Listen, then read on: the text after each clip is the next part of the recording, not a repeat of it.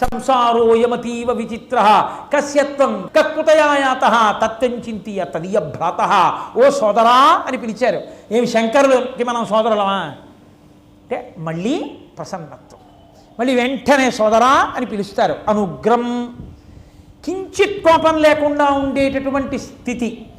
ఉన్మృధిత కాల లాంఛనం, ఇది చాలా గొప్ప మాట సుమండి. పద్మపాదాచార్యులు వారు ఎలా వేశారో కానీ, ఉన్మృధిత కాల లాంఛనం అంటే లోకాలన్నింటినీ చంపేయడానికి బయలుదేరింది హలాహలం. ఆ హలాహలాన్ని శంకరుడు మృంగి తన కంఠంలో పెట్టుకున్నాడు.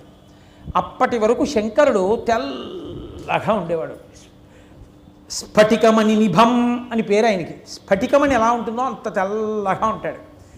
ఇంత తెల్లగా ఉన్న శంకరుడికో నల్లమచ్చ వచ్చింది. ఇంగ్లీష్లో అంటే విషం మింగినప్పుడు కంఠంలో పెట్టుకున్నాడు. లోపలికి వెళ్ళిపోతే ఉదరమ లోకంబులకును సదనంబుకు తెరిగి శివుడు చటుల విషాగ్నిని కుదురుకొనే కంఠబిలమున పదిలంబుకు నిలిపే సూక్ష్మ ఫలరసముక్రియన్. బయటికి వదలకుండా లోపలికి వదలకుండా లోకాన్ని రక్షించడానికి కంఠంలో పెట్టుకుంటే ఆ కంఠం నల్లబడి నీలకంధర నీలగ్రీవ అని ఆయన్ని శ్రీకంఠ అని లోకం కీర్తించింది. ఇంత తెల్లని శంకరుడికో నల్లమచ్చ వచ్చింది. తెలుగులో ఆ మాటకి అంత పెద్ద శక్తివంతంగా అనిపించదు కానీ మచ్చ వచ్చిందిరా అంటారు. లోకంలో ఒక చమత్కారం ఒకటి ఉంటుంది. వెనకటికి భర్త మీద ఏదో కోపం వచ్చింది అక్క చెల్లెలకి, తోడబుట్టింది. ఆ భర్త మీద అలిగి ఇంటికి వచ్చింది. వెంటనే అడిగితే కోపపడుతుంది అని చెప్పేసి చాలా రోజులు అడగలేదు. ఏదో కొన్ని నెలలు అయిపోయింది. ఈ అమ్మాయి భర్త పేరు ఎత్తట్లేదు, భర్త రావట్లేదు. అన్నదమ్ముడికి అనుమానం వచ్చింది. ఏమిటి బావగారికి ఊసెత్తదు, బావగారు రావట్లేదు, ఏమైనా చెయ్యరా అని చెప్పు చేసిందా అని. అడగకూడదు తోబుట్టుని, అడగకపోతే తప్పదు.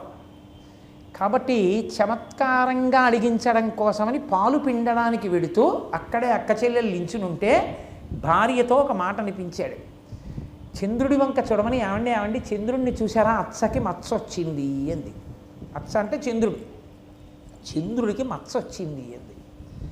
అంటే ఏదో మచ్చ పడింది అందుకే వెళ్ళటం లేదు, ఇక్కడ ఉండిపోయింది అని శ్లేష. వెంటనే ఆడబడుచు అంది, పుట్టింటికి వచ్చిన ఆడబడుచు, అచ్చకి మచ్చ వస్తే పడి చస్తుంది కానీ పుట్టింటికి రాదండి. చాలు, బావగారు ఎక్కడికో వెళ్ళారనమాట, దూరదేశం, అక్క చెల్లెలు వచ్చింది, చాలా సంతోషం కూడా వెళ్ళిపోయారు. ఇద్దరు ఒకళ్ళతో ఒకళ్ళు అనుకోకుండా చెప్పుకున్నారు. మచ్చ అన్న మాటకి అంత అర్థం ఉంది. శంకరుడికైనా మచ్చ ఉందేమో, అప్పుడప్పుడు కోప్పడతాడని. మత్సలేని శంకరులు ఆదిశంకరులు, లోకశంకరులు, ఈ భూమి మీద నడిచిన శంకర భగవత్పాదులు. కాబట్టి ఉన్మృధిత కాల లాంఛనం, ఇంగ్లీష్లో అయితే బ్లాక్ స్పాట్ ఉందండి అంట. ఆయన చూడండి, అన్బ్లెమిష్డ్ కెరీర్. పాప ఆయనకండి అసలు ఎక్కడా మీరు పేరు పెట్టలేరండి, బ్లాక్ స్పాట్ లేదు ఆయనకంటే. బ్లాక్ స్పాట్ లేదంటే నల్లమచ్చ లేదు. ఉన్మృధిత కాల లాంఛనం. అంత తెల్లని శంకరుడికి కూడా ఓ నల్లమచ్చ ఉంది. లోకోపకారానికి చేశాడో ఎందుకు చేశాడో నల్లమచ్చ ఉంది. శంకరాచార్యుల వారికి ఆ నల్లమచ్చ కూడా లేదు. ఎందుకంటే మరి ఇక్కడికి వచ్చినప్పుడు నల్లమచ్చ ఎందుకు ఉంటుంది? గరళం పెట్టుకోలేదుగా, లోకానికి బోధ చేయడానికి వచ్చారు, అమృతాన్ని పంచడానికి వచ్చారు శంకరుడిగా. కాబట్టి ఉన్మృధిత కాల లాంఛనం. వినావినాయకం, వినావినాయకం, పక్కన వినాయకుడు లేనివాడు. ఎందుకనంటే శక్తి పంచాక్షరి ఉపాసన చేసే వాళ్ళకి తెలుస్తున్న రహస్యం. అమ్మవారిని ఒక్కరిని చేయరు, అయ్యవారితో కలిపి కాదు, సుబ్రహ్మణ్యుడు గణపతితో కలిపి ఉపాసన చేస్తారు. కాదు అసలు ఆయనకి హేరంబుడు అని ఒక పేరు వినాయకుడికి. హేరంబుడు అంటే తండ్రికి సంతోషాన్ని ఇచ్చేవాడు అని. పెద్ద కొడుకు ఒక్కడే ధర్మ సంతానం, మిగిలినది కామ సంతానం అంటారు. అందుకే పెద్ద కొడుకు ఒక్కడే తండ్రికి పితృకార్యం చేస్తాడు తల్లికి. అటువంటి పెద్ద కొడుకు లోకంలో మర్యాద ఏమిటంటే, తండ్రికి గొప్ప సంతోషం ఏమిటంటే కొడుకు దగ్గర ఉండి, పెద్ద కొడుకు అందులో పక్కనుండి అన్నిటికీ శుభలేఖ మా నాన్నగారి పేరు మీద ఇవ్వండి మహానుభావుడు, అంతేగాని నా పేరు మీద రాయకండి ఉష్మా, నాన్నగారి పేరు మీద రాయండి అని. నాన్నగారండి ఇవాళ ఏం చేయమంటారు, నాన్నగారండి వాళ్ళకి ఎంత ఇమ్మంటారు, నాన్నగారండి వీళ్ళకి ఎంత ఇమ్మంటారు. తను ప్రయోజకుడై కూడా నాన్నగారండి అంటూ తిరుగుతున్నాడు అనుకోండి, తండ్రి పొంగిపోతాడు. హేరంబహ, గణపతి అలా తిరుగుతూ ఉంటారట ఎప్పుడు శివుడి దగ్గర. కాబట్టి వినాయకం, విశిష్టమైన నాయకుడైన. కాబట్టి ఎప్పుడూ శివుడి పక్కన వినాయకుడు ఉంటాడు. అదే శివుడు శంకరాచార్యుల వారిగా వస్తే పక్కన ఉండడు. అందుకని వినాయకం కాదు. అసలు రహస్యం ఏమిటో తెలుసా అండి? వినాయక అన్న నామం అమరకోశంలో బుద్ధుడికి ఉంది, తథాగతుడికి. ఆయనకి వినాయక అని పేరు. తథాగతుడు రాజ్యాన్ని విడిచిపెట్టి వెళ్ళిపోయాడే, ఆయన బౌద్ధమత ప్రచారం చేశాడు. బౌద్ధమతం సనాతన ధర్మానికి వ్యతిరేకం కాబట్టి ఆ బౌద్ధమతం శూన్యవాద ప్రచారం చేసింది. సనాతన ధర్మ ప్రచారం చేయడానికి వచ్చిన శంకరాచార్యుల వారి యొక్క వాదం ముందు నిలబడలేక ఆయన ఏమీ ఎత్తి చూపించలేదు, తప్పు చెప్పలేదు. కానీ నిష్కారణంగా సనాతన ధర్మంలో తప్పులు పట్టుకునే ప్రయత్నం చేస్తున్న వాళ్ళ నోరు మూయించడానికి శంకరులు మాట్లాడారు. ఆయన ప్రజ్ఞకి తట్టుకోలేక భారతదేశాన్ని విడిచిపెట్టి బౌద్ధం పారిపోయింది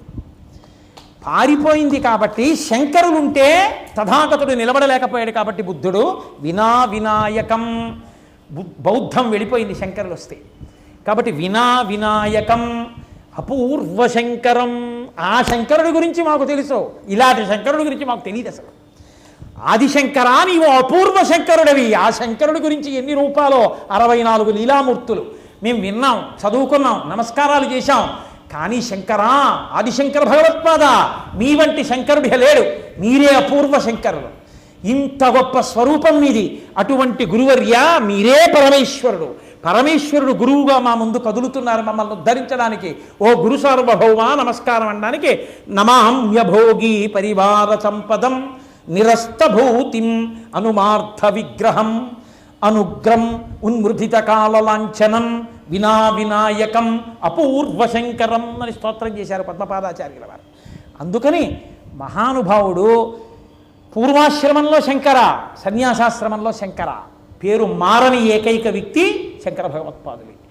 లోకమునకంతటికి బోధ చెయ్యాలి, ఆసీతు హిమాచలము పర్యటించాలి. ఆ రోజుల్లో శంకరాచార్యుల వారు 56 రాజ్యములలో పర్యటించారు. ఆనాడున్నటువంటి భారతదేశ వ్యవస్థలో 56 రాజ్యములలో 6000 మంది శిష్యులతో 3 మాట్లు ఆసీతు హిమాచల పర్యంతము కేవలము పాదచారి అయి పర్యటించారు.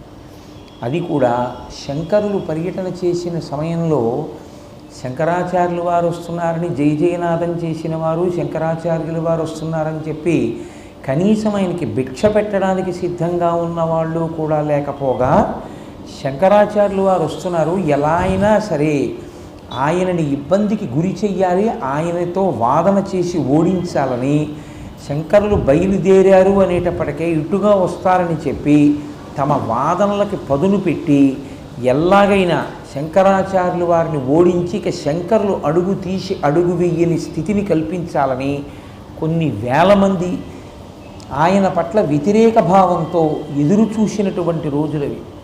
అటువంటి రోజుల్లో శంకరులు అడుగు తీసి అడుగు వేస్తే వారు ఏ రాజ్యంలో ప్రవేశించినా అక్కడ ఉన్నటువంటి వారి యొక్క అవైదిక వాదనలను ఖండించడంలో వారు ప్రేమ చూపించారు తప్ప, వారి తప్పు దిద్దారు తప్ప, నిష్కర్షగా ఎవరినో బాధ పెట్టడమో, తను గెలవాలి కాబట్టి వితండవాదన చేయడమో, తను గెలవాలి కాబట్టి తానన్నది సత్యం అవ్వాలి కాబట్టి అవతల వారిది అసత్యమని నిరూపించే ప్రయత్నం చేయడమో శంకరులు ఎప్పుడూ చెయ్యలేదు. మీరు శంకర విజయాల్ని జాగ్రత్తగా పరిశీలనం చేస్తే శంకరుల వాదన అనబడేటటువంటి సత్యం ముందు నిలబడలేకపోయాయి. మిగిలిన వాదనలు నిలబడలేక తమంత తాము పలాయనము చిత్తగించాయి. ఆ కారణం చేత ఆసీతు హిమాచల పర్యంతము శంకర భగవత్పాదుల యొక్క పాదములకు నమస్కారం చేసింది. ఆయన జీవితం వడ్డించిన విస్తరి కాదు, ఆయన నడిచినటువంటి పదం పూలబాట కాదు. కేవలం శరీరంతో ఉన్నది 32 సంవత్సరములు, చేసినది 3 సంవత్సరములు భారతదేశమంతా పర్యటన. అడుగు తీసి అడుగు వేస్తే వాదన, ఎక్కడికి వెడితే అక్కడే 72 అవైదికమైనటువంటి మతములు ప్రబలిపోయి ఉన్నాయి. ఎక్కడికి వెడితే అక్కడే వాదన. దానికి తోడు సర్వజ్ఞపీఠాన్ని అధిరోహించే సమయంలో సాక్షాత్తు సరస్వతీదేవే అడ్డొచ్చింది ఆయనకి. అడ్డొచ్చి శంకర సర్వజ్ఞపీఠం అధిరోహించాలంటే నాతో వాదించాలని సరస్వతీదేవి అంతటి వారిని ఓడించి ఆవిడ చేత శంకరాచార్యుల వారు చెప్పిన వాదన సత్యమే అనిపించుకుని వ్యాసాచార్యుడంతటి మహానుభావుడి చేత శంకర భగవత్పాదులు ఇచ్చిన బ్రహ్మసూత్ర భాష్యము వంటి భాష్యము తిరుగులేనిది. వారు చెప్పిన అద్వైత సిద్ధాంతము అంత ప్రామాణికము, అంత తిరుగులేని సత్యము. అని వ్యాసుడంతటి వాడు సంతోషించి వేరొక 16 సంవత్సరములు శరీరంతో ఉండి బోధ చేయవలసినది అని అభ్యర్థిస్తే అప్పటికి 16 సంవత్సరాల వయస్సుకి శంకరాచార్యుల వారు బ్రహ్మసూత్ర భాష్యంతో సహా ప్రస్థానత్రయానికి భాష్యం ఇవ్వడం కూడా జరిగిపోయింది.